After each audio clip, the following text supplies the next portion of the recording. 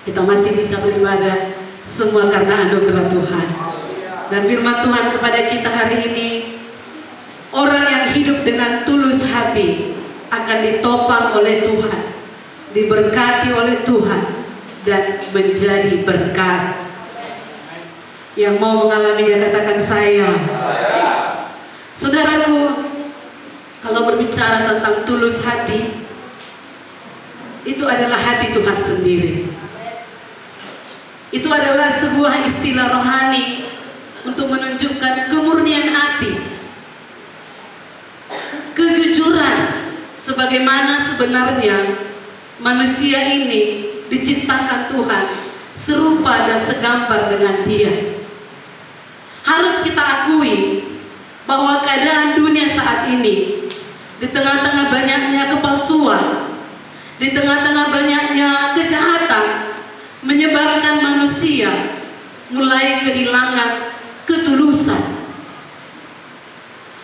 Keadaan dunia sekarang banyak membuat manusia hidup semaunya, tidak lagi mempedulikan hal-hal yang benar, bahkan menghalalkan segala cara untuk memperoleh, meraih apapun yang dia mau. Itu dunia biasa. Tapi yang lebih menyedihkan, yang memilukan hati, termasuk memilukan hati Tuhan, adalah kalau anak-anaknya, orang-orang percaya, dalam menjalani hidupnya di dunia ini menjadi serupa dengan dunia ini. Firman Tuhan hari ini menasihatkan kita agar kita meneladani Raja Daud. Kita tidak henti-hentinya belajar dari Raja Daud ini, yang walaupun dalam segala keterbatasannya, namun tetap hidup dalam ketulusan yang benar di hadapan Tuhan. Mari kita baca dulu Mazmur 41 ayat 13 sampai 14. Dapat saudara dengar suara saya dengan baik? Mazmur 41 ayat 13 sampai 14. Di atasnya nak, kalau apanya? Kalau kita biasa 12. Di atasnya lagi, ayat di atasnya sama. Tetapi aku. Nah, itu dia ya. Sama-sama satu dia. Tetapi aku, engkau menopang aku. Tetapi aku, engkau menopang aku. Sama-sama, 1, 2, 3. Karena ketulusanku, engkau membuat aku tegak di hadapanmu untuk selama-lamanya. Terpujilah Tuhan Allah Israel dari selama-lamanya sampai selama-lamanya. Amin, ya amin. Yang setuju katakan amin. Amin. Nah, saudaraku, amin itu berarti kita setuju. Amin. Tidak seorang pun yang hidup di dunia ini selalu lancar, selalu baik, ya. Seorang yang sehebat dan sekuat apapun pasti suatu saat bisa lemah, bisa sakit, bisa luka hati. Daud dengan segala kelebihan yang dimiliki, dia adalah seorang manusia biasa. Maka kalau kita baca Mazmur 41 ini mulai dari ayat 1-nya, Daud menuliskan pergumulannya ketika kapan? Waktu dia terbaring di tempat tidurnya karena sakit. Dan orang-orang sudah menginginkan kematiannya. Nah saudaraku, bahkan orang yang dekat dengan Daud, semua kita tahu pelajarannya, mengkhianati dia, menghendaki supaya Daud ini mati, supaya Daud ini mengalami celaka maksudnya.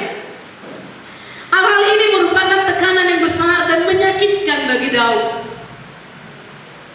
Kemudian ia mencurahkan isi hatinya kepada Tuhan. Kepada siapa saudara mencurahkan isi hati saudara? Ia memohon belas kasihan Tuhan supaya Tuhan Kalau Bapak Ibu Saudara punya masalah, yang pertama, curahkan isi hatimu kepada Tuhan. Amin. Kalau kita curahkan isi hati kita kepada tetangga, belum tentu dia bisa menolong. Jangankan menolong, bisa disebarkan ke seluruh negeri. Ketulusan hati masih menarik perhatian Tuhan dari dulu sampai sekarang. Dia nggak berubah. Dalam 1 Samuel 16 ayat 6 sampai 7 dicatat tentang Daud yang dipilih oleh Tuhan, bukan karena dia pintar, bukan karena dia pintar dalam ilmu atau ahli perang atau strategi perang, tidak. Tapi karena Daud adalah seorang yang percaya dan tulus hati. Amin. Haleluya. Haleluya. Nah saudaraku, apa berkatnya jika kita hidup dalam ketulusan hati ini? Yang kita pelajari hari ini, yang pertama, Tuhan menopang kehidupan kita. Amin. Yang mau ditopang Tuhan hidupnya, katakan saya. Saya. Kalau Tuhan yang menopang kehidupan kita, maka kita akan kuat dalam menghadapi kondisi apapun dalam dunia ini.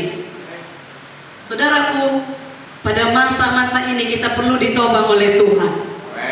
Tadi Mazmur 37, maksud saya Mazmur 37 24 berkata, apabila ia jatuh, tidaklah sampai tergeletak, sebab Tuhan menopang tangannya. Tadi Bapak Gembala memberi contoh di ibadah 1. Kalau saudara pernah lihat pembangunan jembatan layang, ya, saya bisa berbulan-bulan lewat dulu di jembatan layang pada bulan itu waktu membangunnya itu. Wow, bagaimana mereka mencor jembatan layang itu. Itu tidak akan bisa kalau tidak kuat penopangnya. Kalau sudah ada penopangnya, sedahsyat apapun di atas coran, dia tetap kuat. Haleluya. Sedahsyat apapun dunia ini ingin menggoncang iman saudara, menggoncang hati saudara, kalau kita percaya, menyerahkan hidup kita kepada Tuhan, tulus hati percaya kepadanya, tidak neko-neko, maka dia akan menopang kita untuk tetap berdiri. Amin. Haleluya. Dari Mazmur 37:24 tadi, pemazmur mengajarkan orang benar itu sama dengan orang yang tulus hati, sungguh dijaga oleh Tuhan. Apabila terjatuh, gak bisa dipungkiri seperti saya katakan tadi, akan ada waktunya, bisa lemah, bisa sakit, bisa saudaraku terluka oleh keadaan-keadaan dunia ini. Tetapi firman Tuhan berkata, apabila terjatuh, tangan Tuhan siap menopang sehingga tidak tergeletak. Topangan tangan Tuhan bisa membuat kita kuat. Namun, apa saudaraku? Jaminan Tuhan itu tidak berarti kita gegabah dalam hidup ini. Tentu Tuhan juga mau agar kita sedapat mungkin berjaga-jaga. Bukan berarti tangan Tuhan menopang lalu tabrak lampu merah. Tangan Tuhan menopang hujan lebat, tidak pakai jas hujan misalnya, tidak pakai payung misalnya. Aku kuat kok, tangan Tuhan menopang. Sedapat mungkin berjaga-jaga dan berjalan dengan hati-hati supaya tidak jatuh. Haleluya. Sebagai contoh, seringkali seorang ibu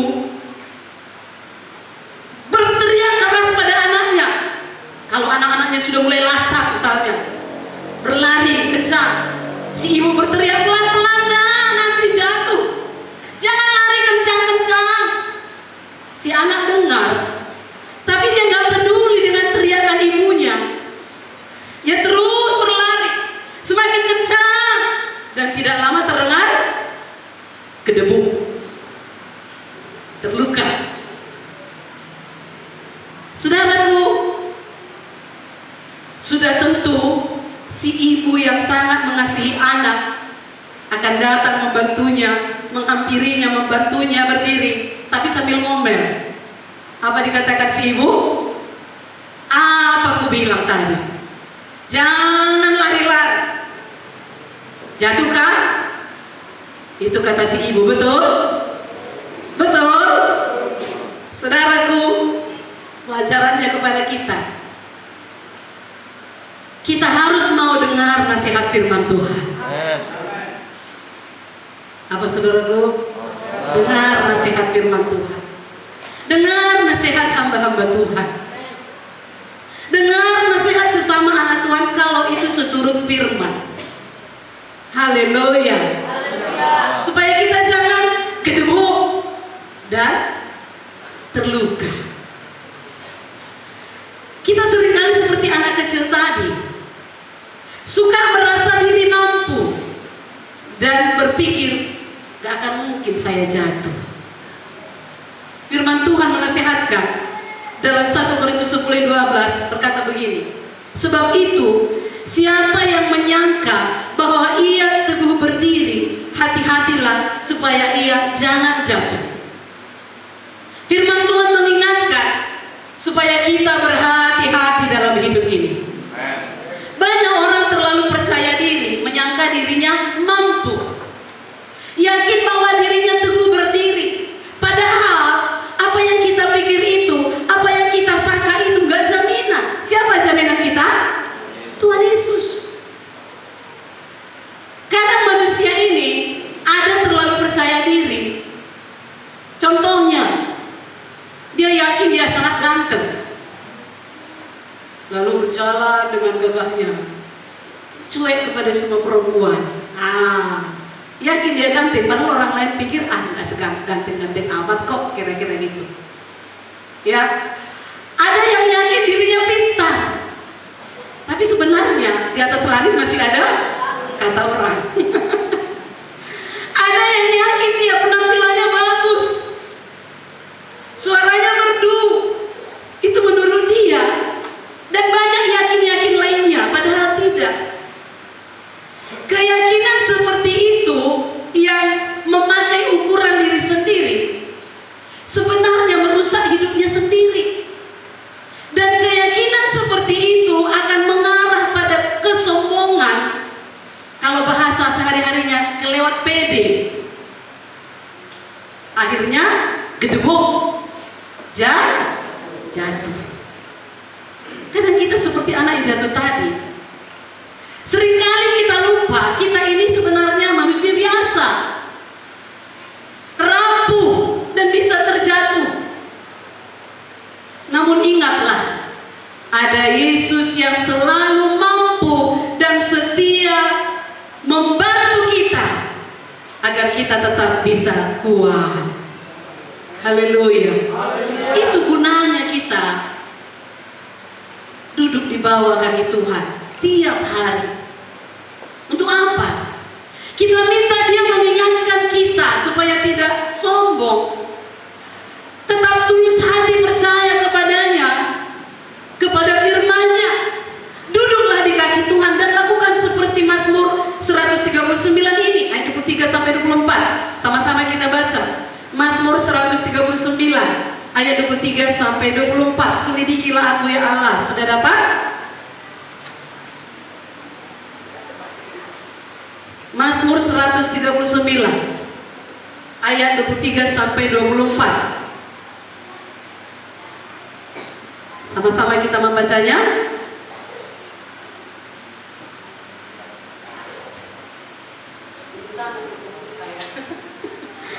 Mazmur 139 ayat 23 sampai 24, mulai dari selidikilah aku.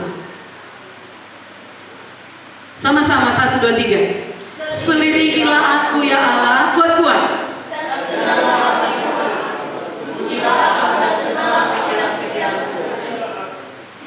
Lihatlah apakah jalanku selo, dan tuntunlah aku jalan yang tetap. Ini perlu tiap hari. Selidiki aku Tuhan, uji aku, kenal pikiranku. Kadang aku sendiri pun gak kenal pikiranku ini. ingat si Anu pala hatiku Tuhan. Gak kenal aku pikiranku ini. Lihatlah apakah jalanku serong. Tuntun aku Tuhan di jalanmu yang benar. Haleluya. Tuhan yang maha kudus itu mau memberkati kita, mau melindungi kita, mau memberi kasih karunia kepada kita, mau memberi damai sejahtera kepada kita umatnya, yang mau selalu tulus hati percaya kepadanya. Itu yang pertama. Berkat ketulusan hati, Tuhan akan selalu menopang hidup kita. Yang kedua, Tuhan akan membuat kita tegak di hadapannya. Hal ini berarti Tuhan selalu memberikan kemenangan bagi kita atas seluruh permasalahan hidup yang kita hadapi. Bahkan Tuhan berjanji kita lebih dari pemenang. Tuhan menegakkan Daud. Kenapa? Karena ketulusan hatinya. Memang awalnya dia ingin membalas. Itu doanya kalau saudara baca Mazmur 41 itu. Awalnya dia berkata, pulihkan aku Tuhan supaya aku balas yang jahat-jahat itu. Tetapi Tuhan yang maha bijaksana itu menjawab doa Daud dengan cara yang berbeda. Dikatakan tadi ayat 13 dalam Mazmur 41, tetapi aku, engkau menopang aku karena ketulusanku. Engkau membuat aku tegak di hadapanmu untuk selama-lamanya. Dalam bahasa Inggris kalau kita lihat, ketulusan itu kata integrity. Sering kita dengar integritas. Apa itu? Mulut iya, hati iya, kerjakan iya.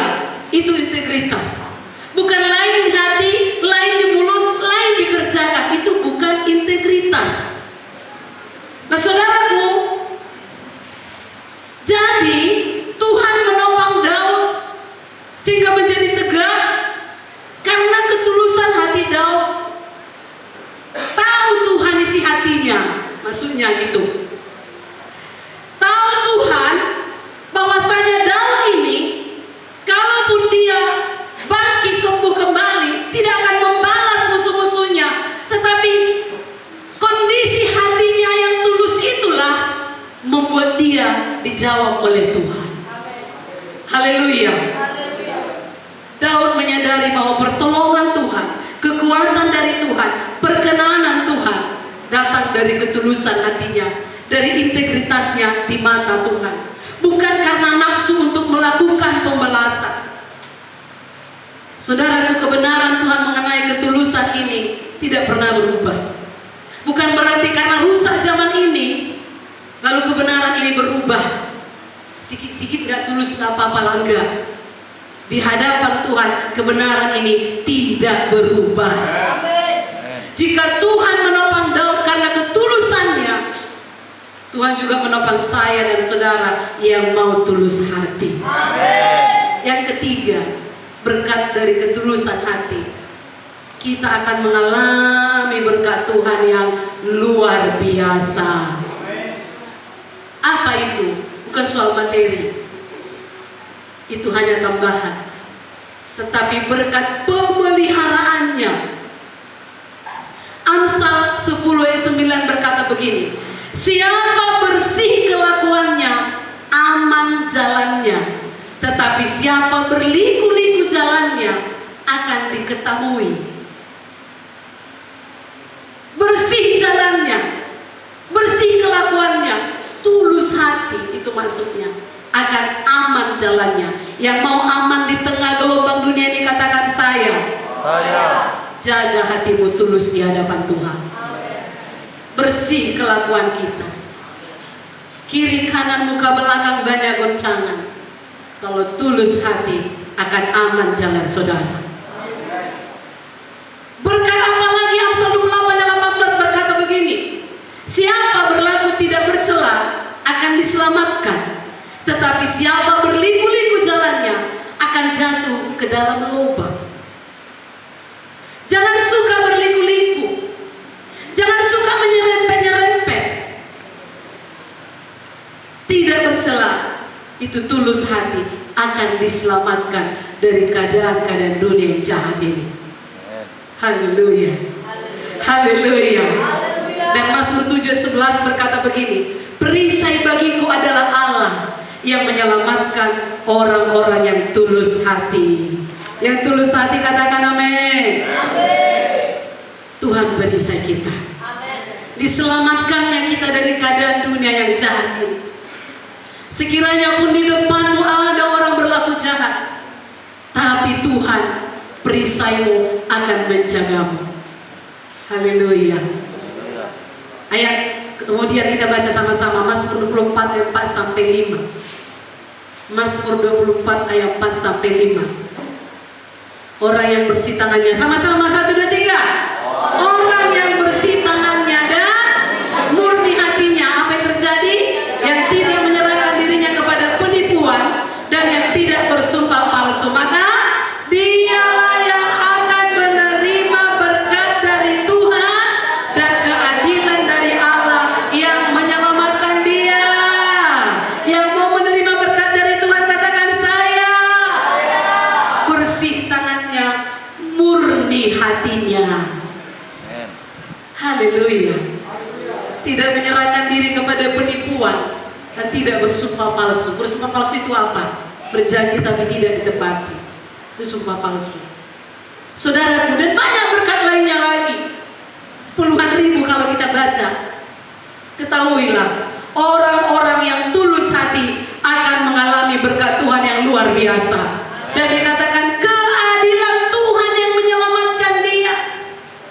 Di tengah goncangan ekonomi, tekanan dan pergumulan dunia yang tidak semakin baik, ditambah kondisi COVID-19 yang selalu ada varian barunya, yang sekarang dikenal dengan Omikron, saudaraku. Kita sebagai orang yang tulus hati, yang punya integritas, akan terus mengalami berkat Tuhan dan keadilannya karena kita ada di gunung kudus Tuhan. Amin. Hadirannya yang membawa sukacita selalu dalam hati kita. Saudaraku, hadirannya selalu membawa kesembuhan bagi kita. Kalaupun engkau sakit, jangan langsung tergeletak. Datang ke gunung Tuhan, terima kesembuhan. Berkat rohani, jasmani, materi, berkat tiga berganda itu akan menjadi milik saya dan saudara dengan limpahnya. Dan bukan hanya itu saja, yang terutama lagi dikatakan kita mendapatkan tempat yang pasti dalam hadirat Tuhan. Tadi kita baca, kalau saudara baca di ayat 14 tadi, pada akhirnya Daud memuji Tuhan. Dikatakan janjinya iya dan amin, dari dulu sekarang sampai selama-lamanya. Tuhan mengikat janji dengan umatnya dan akan setia menggenapi janjinya. Beberapa minggu ini berturut-turut diterangkan kepada kita bagaimana supaya janji itu digenapi dalam hidup kita. Tuhan itu punya komitmen, dia pasti menggenapi janjinya. Kepada orang-orang yang tulus hati, orang-orang yang berintegritas, Tuhan tetap menopang supaya tetap dapat berdiri dengan tegak dan mendapatkan tempat yang pasti dalam hadirat Tuhan. Bukan hanya sekali, dua kali, bukan hanya kalau lagi kita senang, tapi dikatakan tadi untuk selama-lamanya. Haleluya. Sehingga kita bisa berani berkata, kalaupun kita terjatuh, kita berani berkata, jangan ambil rohmu daripada aku Tuhan. Aku tidak mau terpisah dari hadiratmu Tuhan. Dan Tuhan bisa segera pulihkan. Haleluya. Topik terakhir hari ini, tokoh-tokoh Alkitab lainnya yang tentu juga memberkati kita dengan ketulusan hatinya, yang dapat kita teladani. Yusuf. Semua tahu cerita Yusuf? Yusuf ini seorang muda, tapi dia dapat mempertahankan ketulusan hatinya dalam mengalami berbagai hal yang buruk, tapi dia selalu berjalan dalam ketulusan. Apa akibatnya? Ditopang oleh Tuhan, dilindungi oleh Tuhan. Ketika dijual oleh saudara-saudaranya sebagai budak, Yusuf dapat memilih untuk menyerah. menyalahkan saudara-saudaranya, menyalahkan situasi, bahkan bisa menyalahkan Tuhan. Kau berikan aku mimpi, tapi kau begini. Tapi Yusuf tetap tulus hati percaya. Haleluya. Di rumah Potifar, Alkitab menyatakan bahwa Tuhan senantiasa menyertai Yusuf di sana, sehingga sebagai budak pun, sebagai budak pun, ia menjadi kepercayaan tuannya. Itu semua hartanya kecuali istrinya. Dan benar-benar dia punya integritas. Saat istri Potifar pun menggoda, apa yang dibuat Yusuf? Lari. Dia bukan kesempatan, enggak. Bapak-bapak di sini, anak-anak muda di sini, akan ada dikirimkan iblis, Delila, istri-istri Potifar, untuk menggodamu jatuh ke dalam dosa. Apa yang saudara buat? Lari. Jangan dinikmati. Kesempatan ini gak ada yang lihat, gak ada yang tahu dia kok yang menggoda. Gak. Integritas, tetap jaga kekudusan. Amin. Di dalam penjara pun Yusuf tetap disertai Tuhan karena menjaga ketulusan hati. Kepala penjara pun tahu siapa yang di penjara itu yang bisa dipercaya, dan kepala penjara mempercayakan Yusuf untuk menangani semua hal di penjara itu. Semua pekerjaan dipercayakan kepala penjara kepada Yusuf. Kemana pun saudara dicampakkan Tuhan, kalau tulus hati selalu ditopang Tuhan. Ada cara Tuhan. Kalaupun ada orang yang ingin mencelakai saudara, ada cara Tuhan menopang saudara. Bahkan di istana Firaun pun, bayangkan, sebagai budak di penjara sampai ke istana, Tuhan tetap menyertai Yusuf. Pada saat yang tepat Tuhan menegakkan Yusuf bisa berbicara kepada Firaun, kepada pemimpin pada waktu itu, dan menafsirkan mimpi Firaun. Perhatikan, Tuhan memiliki cara dan waktu yang tepat untuk mempromosikan saudara seperti dia mempromosikan Yusuf. Karena tulus hati. Haleluya. Saudaraku, contoh kedua setelah Yusuf ada Sadrak, Mesak, Abednego. Raja Babel Nebukadnezar memerintahkan semua orang dalam kerajaannya harus menyembah patung emas yang didirikan dengan ancaman kalau ditolak dicampakkan ke api yang menyala-nyala. Sadrak, Mesak, Abednego ini orang benar, dan dia menjadi pegawai kerajaan. Posisinya terancam. Sekarang banyak posisi-posisi terancam. Kenapa? Makin banyak manusia, makin sedikit tenaga yang dibutuhkan. Posisi pun terancam. Saudaraku, begitulah mereka posisinya terancam. Pada hari yang ditentukan, ternyata mereka menjaga ketulusan hati mereka, integritas mereka untuk tidak menyembah dewa dan patung emas yang didirikan oleh Nebukadnezar. Akibatnya mereka dimasukkan ke dalam perapian yang menyala-nyala. Bahkan dituliskan, perapian itu dipanaskan 7 kali lipat. Tetapi Tuhan memberikan perlindungan bagi mereka bertiga. Tuhan hadir dalam perapian itu, dan mereka bertiga tidak hangus. Haleluya. Kalaupun ada iblis yang mencoba menghanguskan hidupmu, menghanguskan imanmu, menghanguskan dirimu, tetap sembahlah dia dengan tulus hati. Tuhan akan hadir pada waktu dan caranya menyelamatkan hidupmu. Yang terakhir, Daniel, sama dengan Sadrak, Mesak, Abednego. Saudaraku, sebagai orang buangan, Daniel seharusnya menuruti semua aturan Babel, termasuk soal makanan minuman. Di istana kerajaan itu, saudaraku, Daniel berketetapan hati untuk tidak menajiskan diri dengan makanan-makanan yang dipersembahkan. Nah, saudara kekasih, sebagai hasilnya Tuhan mengaruniakan kesehatan pada Daniel. Tuhan mengaruniakan pengetahuan kepada Daniel. Tuhan mengaruniakan kepandaian. Tuhan mengaruniakan kecerdasan 10 kali lipat daripada orang-orang yang cowok tadi, yang semua dimakani walau sudah dipersembahkan. Haleluya. Dan hikmat Tuhan itulah yang kemudian hari menyelamatkan Daniel dan teman-temannya dari hukuman, karena dia menafsirkan mimpi Raja Nebukadnezar.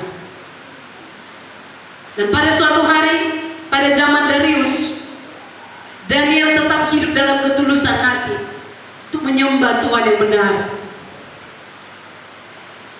Ketika ada persekongkolan untuk menjebak integritasnya, kita lihat dulu. Setiap hari dia 3 kali sehari berdoa. Ini coba kita ancam. Kalau kita ancam dia, pastilah dia gak akan berdoa lagi. Kira-kira begitu.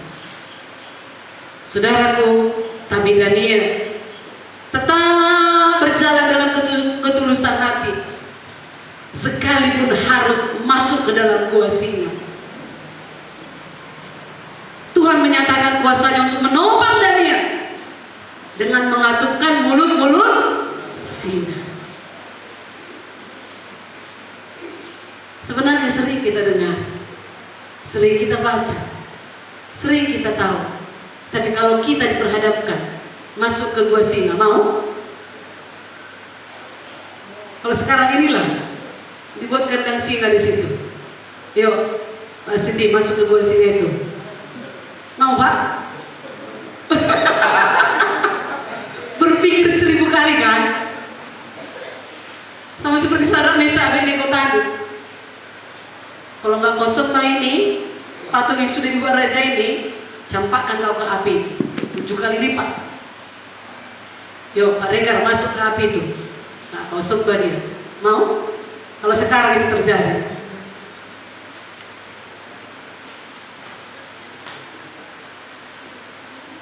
belum tentu kita bisa. Saudaraku, kita harus punya integritas, tulus hati di hadapan Tuhan. Kalau kita berkata, Yesus Tuhanku, Yesus Rajaku, apapun kelak yang datang, tetaplah Yesus Tuhanku, Yesus Rajaku.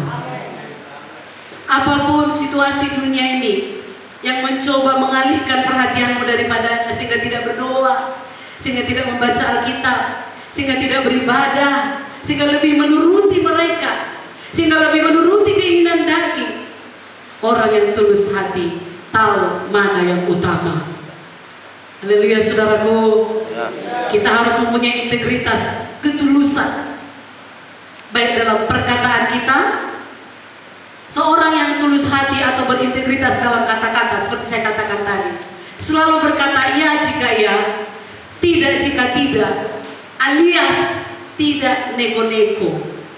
Kalaupun roti merek nego enak, tapi orang yang nego-nego akan berbelit-belit juga jalannya, kata firman. Amin, saudaraku. Nego-nego itu lain di hati, lain di mulut, lain dikerjakan. Orang yang demikian tidak tulus hati, tidak menjaga integritas. Tuhan mau kita jaga integritas kita dalam perkataan, juga dalam tingkah laku. Maksudnya tingkah laku di tengah-tengah dunia yang semakin penuh dengan dosa. Perbuatan kita harus selaras dengan firman Tuhan setiap hari. Bukan kalau lagi enak, haleluya. Bukan kalau lagi tidak ada ancaman, setiap hari. Jangan takut. Apapun yang terjadi dalam hidup ini, saat berbagai pergumulan dan kesusahan hidup datang, yang kadang-kadang membuat kita lemah. Bahkan kita lihat sekeliling kita sakit, kita pun bisa ikut sakit, tidak berdaya. Tetaplah tulus hati berharap kepada Tuhan. Haleluya. Jangan lemah, jangan jadi mundur. Jalani hidup dalam ketulusan dan kepercayaan kepada Tuhan. Maka Ia berjanji menegakkan langkah kita. Amin. Sekali lagi, orang yang tulus hati akan ditopang oleh Tuhan. Sehingga tidak mudah goyah, bahkan tetap tegak di hadapan Tuhan untuk selamanya. Dan jika Tuhan yang menopang hidup kita, perhatikan, tidak ada satu kuasa dari dunia ini yang berhasil menjatuhkan saudara. Kalau Tuhan yang menopang kita, hidup kita akan penuh dengan kemuliaan dan keberkatan yang melimpah, sehingga kita dapat menjadi berkah. Haleluya. Seperti 4 tokoh Alkitab hari ini yang kita pelajari. Daud jadi berkat sampai zaman ini. Yusuf jadi berkat sampai zaman ini. Sadrak, Mesak, Abednego jadi berkat sampai saat ini. Daniel jadi berkat sampai saat ini. Bapak Ibu Saudara pun akan menjadi berkat sampai keturunan ketiga dan keempat, bahkan seterusnya, kalau hidup tulus hati. Haleluya. Jadi apapun keadaan dunia saat ini, mari berjalan dalam ketulusan hati. Amin. Mau? Mari kita bangkit berdiri. Orang yang tulus hati akan beroleh topangan dan perlindungan dari Tuhan, sehingga dapat berdiri tegak, beroleh tempat dalam hadirat Tuhan selamanya. Kalau sudah beroleh tempat dalam